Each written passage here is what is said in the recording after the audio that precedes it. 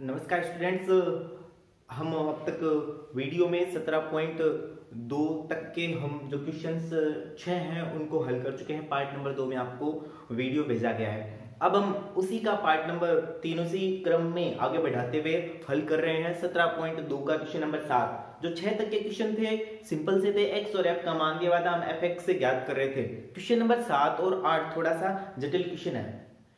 Board पे लिखा हुआ है क्वेश्चन नंबर 7 और इसमें जो नई और खास बात है वह यह है कि x के मान है वो सारे क्रम से दिए हुए हैं, लेकिन f का जो मान है उसमें हमें एक बार में बांटता है, वह अज्ञात यानी p लिख दी और अब हमें इस p का मान ज्ञात करना है। होगा वैसे की वैसी प्रोसेस है, f और x का गुणा करना है। बस इसमें जो p है ये गणितीय वैल्यू ना होकर बीजगणितीय वैल्यू हो गई, तो हम इसको सेम का सेम चलने देंगे और लास्ट में हमारे पास में इसका आंसर आएगा। देखिए कि इसका हल कैसे होता है। वही प्रोसेस है, f और x का गुणा कर रहा हूं मैं 6 और 3 का। यदि मैं गुणा करूंगा तो मुझे प्राप्त होगा 18। 8 और 5 का यदि मैं मल्टीप्लाई करूंगा गुणा तो आंसर प्राप्त होगा मुझे 40। 15 और 7 का गुणा करने पर 105। यदि 9 का और p का मैं गुणा करूं तो मुझे प्राप्त होगा 9p। 11 और 8 का यदि मैं गुणा करूं तो मुझे प्राप्त होगा 88 यानी 88। और 13 और 4 को यदि मैं गुणा करूं तो मुझे प्राप्त होने वाला है 52। अब मैं इनको जोड़ता हूं सिग्मा एफ एक्स। इस सिग्मा एफ एक्स में बस एक बात ध्यान रखनी है जोड़ वाली में कि ये जो वैल्यू है ये बीजगणितीय वैल्यू, ये सारी तो गणितीय वैल्यू है, ये बीजगणितीय वैल्यू है 9p, तो यह अलग रहेगी, बाकी सारे जुड़ जाएंगे। 18, 40, 105, 88 और 52 इनको जोड़ेंगे, जैसे इन दोनों को जोड़ेंगे 140 हो गया, ये 180 हो गया, फिर 5 और जोड़ देंगे तो 385 हो जाएगा, फिर 18 और जोड़ देंगे तो इस तरीके से यहां जो वैल्यू प्राप्त होगी वह हो जाएगी 303। इन दोनों को जोड़ के 285 और उसमें 18 जोड़ेंगे तो 303 प्लस 9p है ये साइड में ही रहेगा। ठीक है, इन दोनों को जोड़ने पे 140, 200,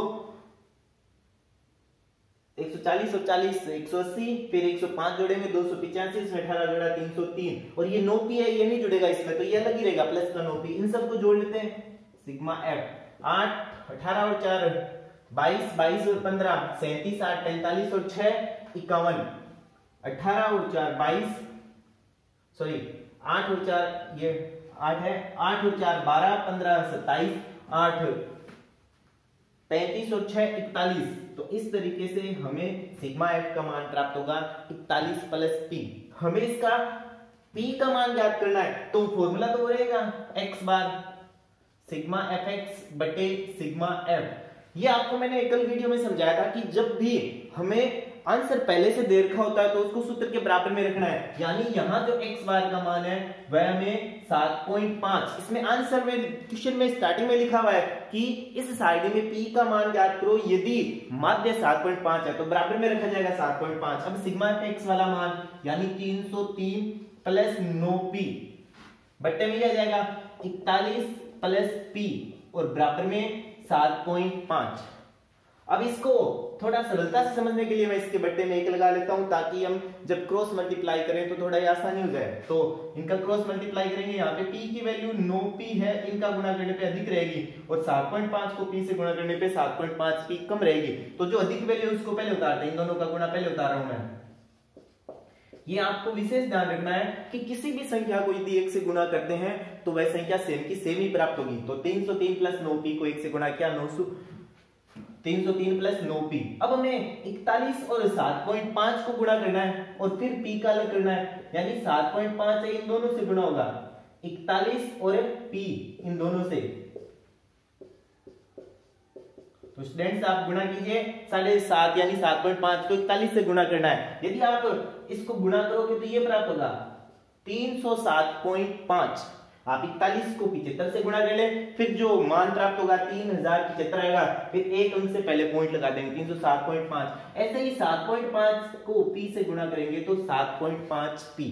हमने पहले सीखा है कि यदि हमारे पास में बीजगणितीय और गणितीय दो वैल्यूज आ जाए बराबर में तो ट्रांसफर करके जो बीजगणितीय वैल्यू है उनको एक साइड लेके आना है, गणितीय वैल्यूज को एक साइड लेके आना है। तो मैं क्या करूंगा 9p और 7.5p, क्योंकि p की मान हमें ज्ञात करनी है उनको मैं एक साइड ले आऊंगा। तो ये 9p तो इस साइड ये बड़ी वैल्यू है, ये 7.5 इस साइड आ जाएगी, तो पक्षांतरण करेंगे तो प्लस से माइनस हो जाएगा। और ऐसे ही 307.5 के पास में ये 303 चला जाएगा तो प्लस से माइनस हो जाएगा। तो इस तरीके से इनको घटाने पे 9 में से 7.5 घटाना है, सिंपल सा हम घटा सकते हैं, 9 में से 7.5 घटाएंगे 1.5 यानी 1.5 प्राप्त हो जाएगा। और ऐसे ही 307 में से 303 घटाने हैं, तो पहले आप 307 में से 303 घटा लो, 4 आते हैं, फिर पीछे पॉइंट 4.5। जब हमें घटाने होते हैं और पॉइंट में ये संख्या पहले होती है और दूसरे में संख्या नहीं है, तो हम पहले सीधे गिणितीय संख्याओं को घटा लें, फिर दशमलव वाली संख्या सेम की सेम।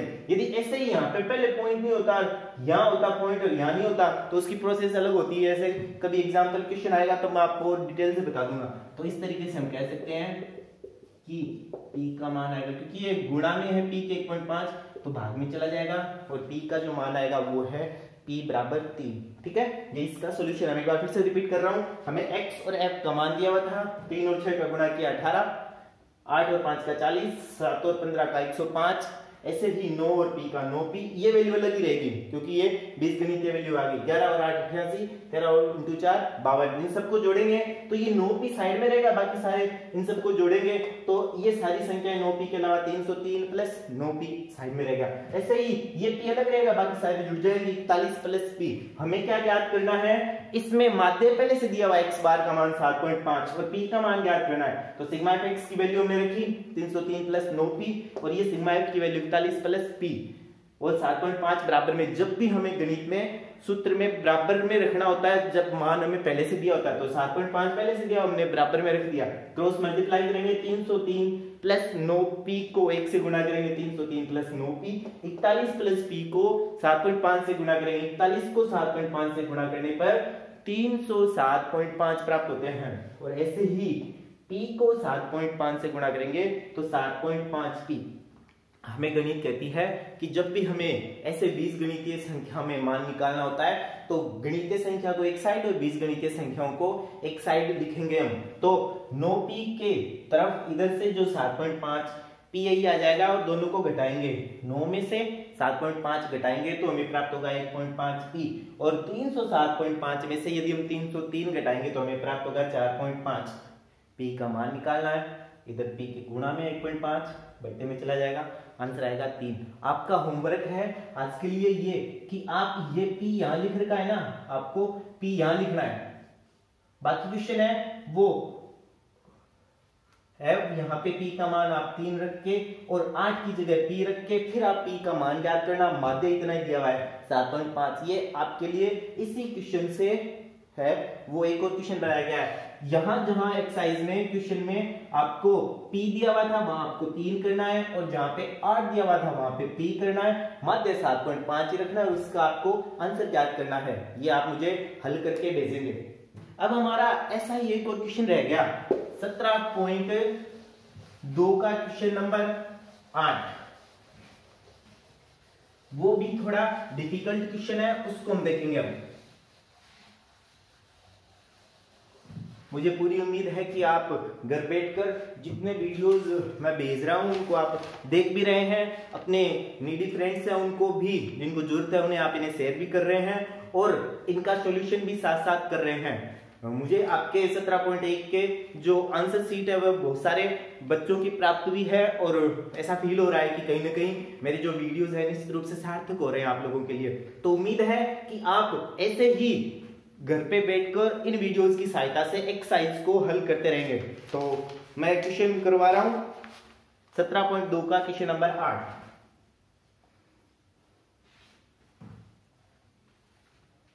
इसमें आपको वैसे ही दिया हुआ है कि माध्य का मान है वो पहले से हमें दे रखा है, जैसे वहां पे 7.5 दिया हुआ था, तो इस क्वेश्चन में हमें जो माध्य का मान है वह दे रखा है 1.46। और यहां पे जो खास बात है वो यह है कि दो बारंबारता यहां पे नहीं दी हुई है। इन्हीं दो अज्ञात बारंबारताओं को हमें ज्ञात करना है। हमने मान लिया कि ये दोनों ज्ञात बारंबारताएं, एक को F1 मान लिया, एक को F2 मान लिया, इन दोनों को ज्ञात करना है। वहां पे जो इस क्वेश्चन में थे, हमने 17.2 का 7वां किया था, उसमें केवल एक अज्ञात बारंबारता P ज्ञात करनी थी। यहाँ पे हमें दो अज्ञात बारंबारताएं वो ज्ञात करनी है। और इसके साथ साथ हमें इसमें क्या दिया हुआ है, सिग्मा एफ का मान भी दिया हुआ है। कितना दिया हुआ है, 200। क्वेश्चन में योग लगा के 200 लिखा हुआ है। ठीक है, स्टार्ट करते हैं। प्रोसेस वही रहेगी, एफ और एक्स का गुणा। 0 को 46 से किसी भी संख्या को जब हम चाहे कितनी बड़ी संख्या है 0 से गुणा करते हैं, आंसर है वह 0 ही प्राप्त होता है। तो 46 को 0 से गुणा किया 0। 1 को f1 से आपको बताया था कि किसी संख्या को 1 से गुणा करने पे रिपीट होती है, सेम की सेम आती है। 1 f1, 2 को दुगनी जाएगी 2 f2, 25 को 3 से 75, 10 को 40 से करेंगे, 10 को 4 से करेंगे 40 और 5 को 5 से गुणा करेंगे 25। अब इसमें क्या होगा, इसमें भी सेम वही प्रोसेस रहेगी। जो बीजे वैल्यूज है वह इसमें नहीं जुड़ने वाली, बाकी सारी जो वैल्यूज है वो जुड़ जाएगी। तो मैं इसको जोड़ रहा हूं, 0 तो जुड़ेगा ही नहीं, 2f1 और f2 ये भी नहीं जुड़ेंगे, तो 75 और 25 जुड़ जाएंगे। कितने होते हैं, 100 और 40 यानी 140। अब जो f1 है और जो f2 है ये इसके साथ भी जुड़ेगी, सेम की सेम रहेगी। ऐसे ही इनका योग तो 200 है, तो क्वेश्चन में दिया हुआ था, लेकिन इन सबको जोड़े तो कितना योग होगा, 5 और 25 को जोड़ ले 30, 10 40, 40 और 46 76।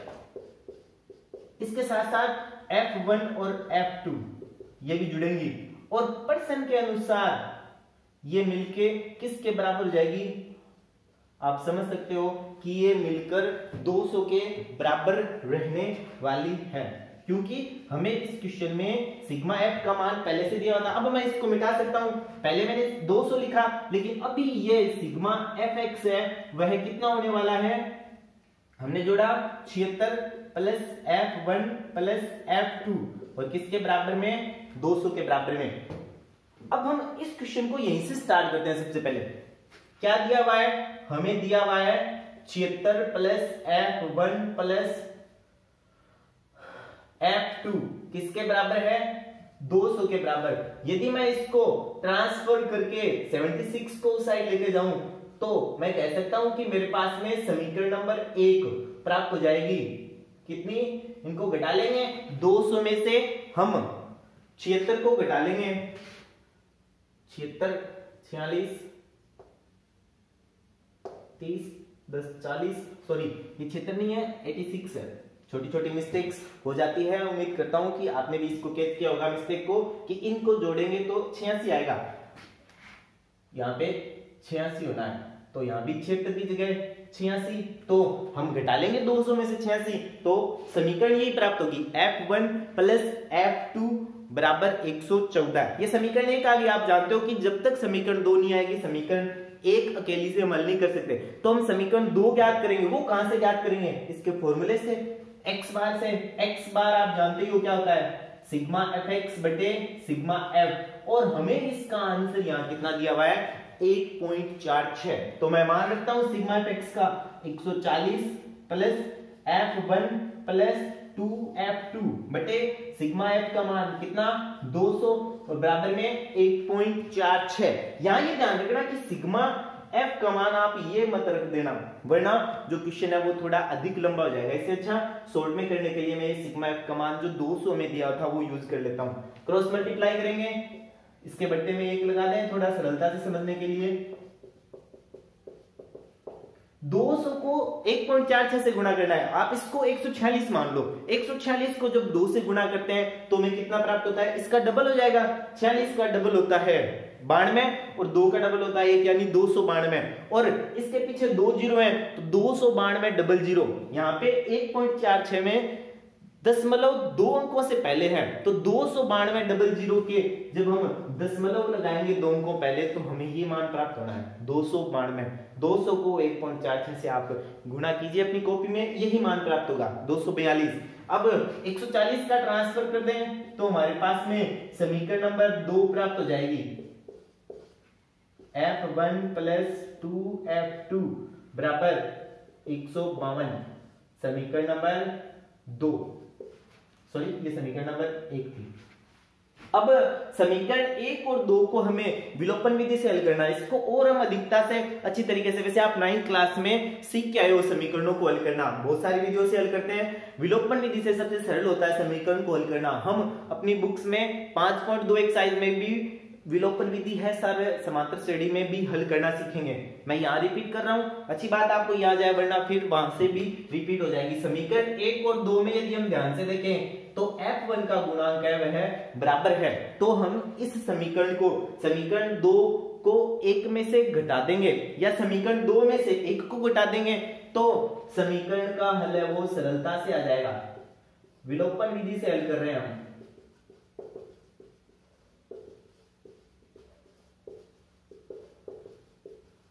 समीकरण 1 और 2 को विलोपन विधि से हल कर रहे हैं। आप इन वीडियोस को कैसे देखते होंगे मैं थोड़ा आपको तरीका बताता हूं। जैसे ही मैंने ये क्वेश्चन यहाँ पे कर लिया तो लगभग आधे से ज्यादा कंप्लीट हो गया, तो आप इसको वीडियो को है वह एक जगह रोक के पॉज करके फिर इस क्वेश्चन को उतार लें, फिर आप नेक्स्ट प्रोसेस से इसको देख सकते हैं, ठीक है।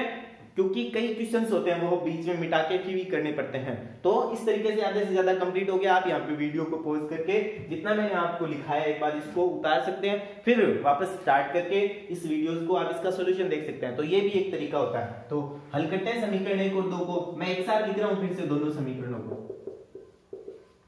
और वो समीकरण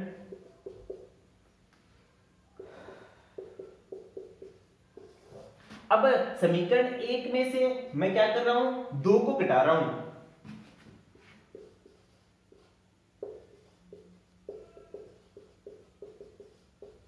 जो समीकरण 2 है ना वो थोड़ी बड़ी समीकरण है क्योंकि इसमें 2f2 है। समीकरण 2 में से समीकरण 1 को घटाना है यहाँ पे, तो घटाने का मतलब इनके निशान है जो वो विपरीत हो जाएंगे। यानी इस समीकरण में से ये समीकरण 2 में से घटा रहे हैं तो जो समीकरण 1 थी उनके तीनों वैल्यूज है वो बदल जाएगी। तो f1 और f1 ये दोनों आपस में वो है घट जाएगी, तो f1 और f1 तो घट ही जाएगा। पीछे क्या बचेगा, 2f2 में से 1f2 गया यानी 1f2, और 152 में से 114 घटाएंगे तो 38 बचेगा।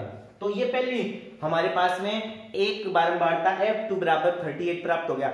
हमें इसकी समीकरण 1 या 2 में f2 का मान रख के जो अज्ञात बारंबारता f1 वो और ज्ञात करनी है। तो मैं इस अज्ञात बारंबारता को ज्ञात कर रहा हूं इसी समीकरण 2 में या समीकरण 1 में किसका मान रख के, f2 का मान रख के। तो मैं लिख रहा हूं समीकरण 1 में f2 बराबर 38 रखने पर, ये जैसे ही मैं रखूंगा तो मेरे पास में क्या मान प्राप्त हो जाएगा, f1 का। देखिए क्या था हमारे पास में समीकरण, f1 प्लस f2 बराबर 114 था। अब f2 का मान रख देता हूं मैं, कितना, 38। तो देखिए f1 का मान आ जाएगा 114 माइनस 38, 114 में से 38 घटा सकते हैं आप, कितना आएगा, 4 में से 8 घटता नहीं है, 14 में से 8 घटा लेते हैं, कितना, 6। यहाँ पे क्योंकि हमने एक घटाया था इसलिए 0, 10 में से 3 घटा लेते हैं, 7। अतः हमारे पास में जो अज्ञात बारंबारताएं हैं f1 76 और f2 38 प्राप्त होगी। पूरे क्वेश्चन को मैं फिर से रिपीट कर रहा हूं, ध्यान से सुनिएगा, फिर आप इसको पूर्णतः उतार सकते हैं। क्वेश्चन यहाँ के बाद में मैंने यहाँ उतारा है, ये लास्ट फाइनल आंसर है। आपको क्या दिया हुआ था, 2 अज्ञात बारंबारताएं दे रखी थी, f1 और f2 वो ज्ञात करनी थी। प्रोसेस वही है, x और f का मैंने गुना किया, 0 और f का गुना 0, 1 और f1 का गुना f1, 2 और f2 का गुना 2f2, 3 और 25 का गुना 75। ऐसे ही 4 और 10 का गुना 40, 5 और 5 का गुना 25। इन सभी बारंबारताओं को हमने क्रम से जोड़ दिया। ये दोनों नहीं जुड़ेगी क्योंकि ये गणितीय संख्याएं हैं। 140 प्लस f1 प्लस 2f2, इसमें भी f1 और f2 नहीं जुड़ेगी, बाकी सारे हम जोड़ देंगे। तो ये कितना हो जाएगा, 86, 86 प्लस f1 प्लस f2 बराबर 200। अब हमें, क्योंकि इस क्वेश्चन में पहले ही बता रखा था कि बारंबारताओं का योग है वो 200 है, तो हमने यहीं से समीकरण 1 बनाई, 86 प्लस f1 प्लस f2 के बराबर में 200 रखा मैंने। f1 और f2 को ये रखा दोनों बीजगणितीय वैल्यूज को, और गणितीय वैल्यू को एक साइड ट्रांसफर किया। 86 घटा दिया हमने 200 में से, तो 114 प्राप्त हो गया। समीकरण नंबर 1। समीकरण 2 और प्राप्त करनी है, वो हम कहां से प्राप्त करेंगे, जो हमें माध्य दिया हुआ है 1.46, उससे माध्य का फॉर्मूला लगाया हमने, सिग्मा एफ एक्स बटे सिग्मा एफ बराबर 1.46। तो 140 प्लस f1 प्लस 2f2 बटा 200 बराबर 1.46। 200 का गुणा करेंगे 1.46 से तो 292 प्राप्त होंगे हम। तो इस तरीके से ये 1 से गुना हुआ, 140 प्लस f1 प्लस 2f2 बराबर 292। 140 का हमने ट्रांसफर किया, 292 में से 140 घटा दिए, हमें प्राप्त हुआ 152। F1 + 2F2 बराबर 152 समीकरण नंबर 2। आपने 9th क्लास में सीखा है दो समीकरणों को विलोपन विधि से हल करना। कैसे हल होगा? समीकरण 2 और समीकरण 1 को आपस में घटाना है। जो बड़ी समीकरण है उसको छोटी समीकरण घटा देते हैं, तो बड़ी समीकरण में से यानी समीकरण 2 में से छोटी समीकरण 1 घटाई हमने, F1 और F1 घट गया, 2F2 में से 1F2 घट गया, तो 1F2 बचा और 152 में से 114 घट गया 38। हमें F1 का मान और निकालना है, तो आपके पास में दो समीकरण है, समीकरण 1 और 2 में से कहीं भी आप एक जगह मान रखे इसका मान निकाल सकते हो। मैंने समीकरण 1 में F2 का मान 38 रखा और समीकरण 1 हमारे पास थी F1 + F2 बराबर 114। 114 में से 38 घटाया 76 आंसर आया। तो स्टूडेंट्स ये था 17.2 के क्वेश्चन 7 और 8 के लिए वीडियो। तो अब आप आज की तारीख में 17.2 का पूरा सॉल्यूशन कीजिए और उसके सॉल्यूशन है मुझे शाम तक भेज देंगे और मैं उनको चेक करके आपको वापस बता दूंगा। तो उम्मीद करता हूं कि ये वीडियो आपके लिए हेल्पफुल होगा और आप इस वीडियो को शेयर कीजिए और आदर्श परिवार की जो एक नई पहल है, आप लोगों को घर बैठे शिक्षा मटेरियल्स, एजुकेशन का जितना भी मटेरियल है वह मिले, तो आप उसका पूर्ण फायदा उठाएं। और जो भी आपके फ्रेंड्स हैं जो नहीं पढ़ पा रहे हैं तो इनका आसानी से यूज करके और अपनी पढ़ाई है वो रेगुलर रख सकते हैं। धन्यवाद स्टूडेंट्स।